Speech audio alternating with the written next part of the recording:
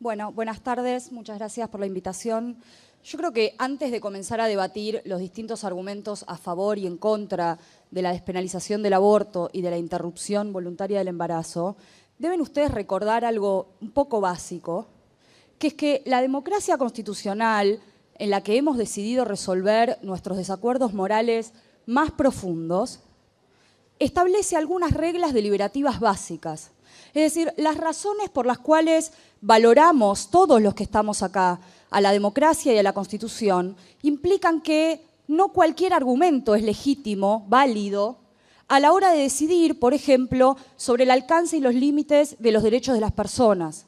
Si además se trata de decidir sobre un colectivo cuyos derechos han sido históricamente violados, como es el caso de las mujeres, y sobre una política pública que castiga de manera desproporcionada a un grupo vulnerable, es decir, las mujeres pobres, entonces, señoras y señores legisladores, la responsabilidad que tienen todos ustedes de ofrecer razones públicas para decidir en uno u otro sentido es mucho mayor aún.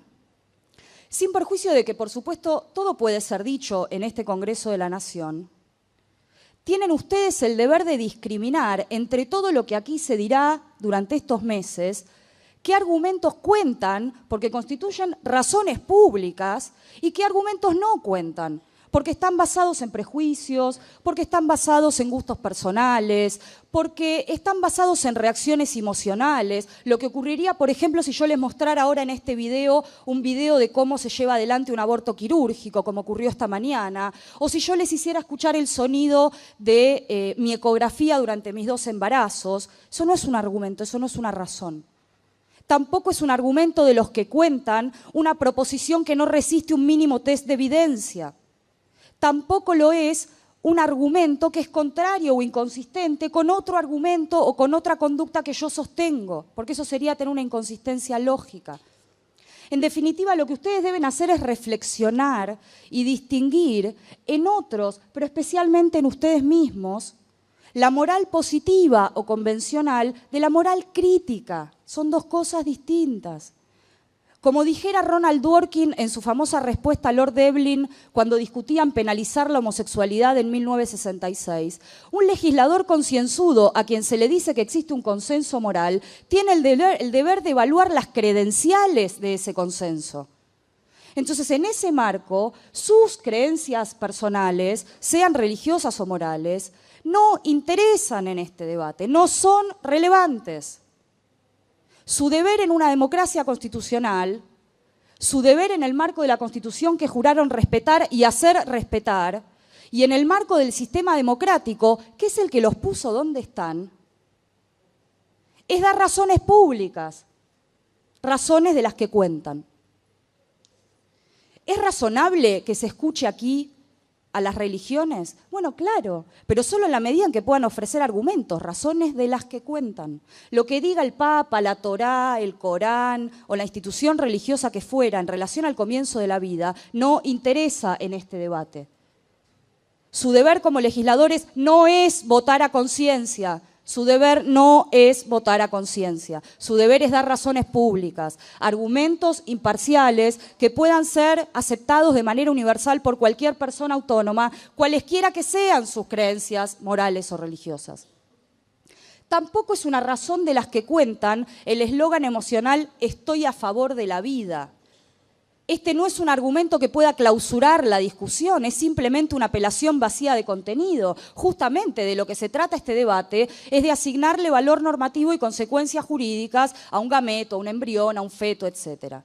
Pero ese valor normativo no puede derivarse de concepciones personales del bien, sean morales o religiosas. Solo dogmáticamente podríamos asignarle el mismo valor a un embrión, a un feto y a un feto que a una niña, un niño o una mujer, un adolescente.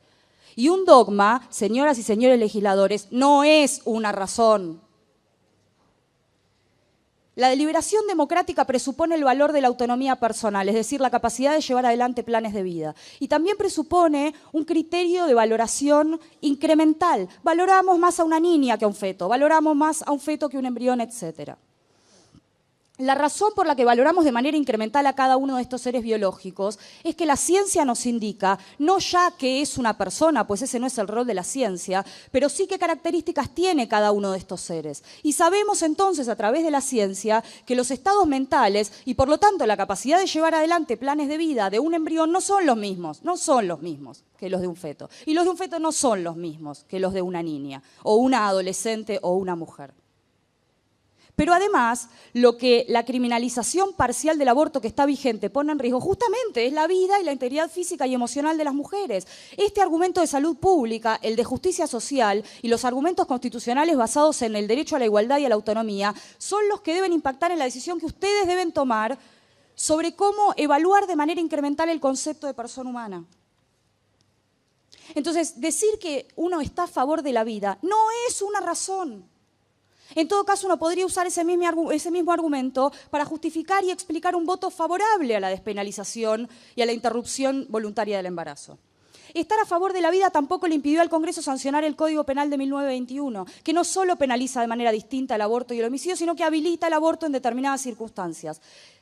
¿Y a qué atienden esas circunstancias? Justamente atienden algunos aspectos de la autonomía de la mujer. Un minuto. A su consentimiento, a su integridad física y a su libertad. Lo que queremos ahora es que ustedes atiendan a otros aspectos de esa autonomía para que todas las mujeres de este país podamos elegir libremente nuestros planes de vida. Por último, creo que ustedes podrán discutir en los márgenes, dar razones sobre las causales, los plazos, la objeción de conciencia, etc. Ahora, lo que no pueden hacer, al menos no sin violar los presupuestos de la tarea que se les encomendó a todos y a todas ustedes como representantes de la democracia constitucional, que ustedes juraron respetar. Muchos de ustedes incluso juraron respetarla en nombre de sus creencias religiosas. Y lo que juraron respetar no fueron sus creencias religiosas. Usaron sus creencias religiosas para decir que iban a respetar la Constitución y la democracia. Entonces, lo que no pueden hacer ahora es alejarse de la razón y esconderse en prejuicios, en inconsistencias lógicas y en dogmas religiosos para seguir condenando a miles de mujeres, niñas y adolescentes todos los años en este país a llevar adelante embarazos que no son compatibles con sus planes de vida, a atravesar la clandestinidad y el estigma del derecho penal, a sufrir daños físicos irreparables o a la muerte. Muchas gracias.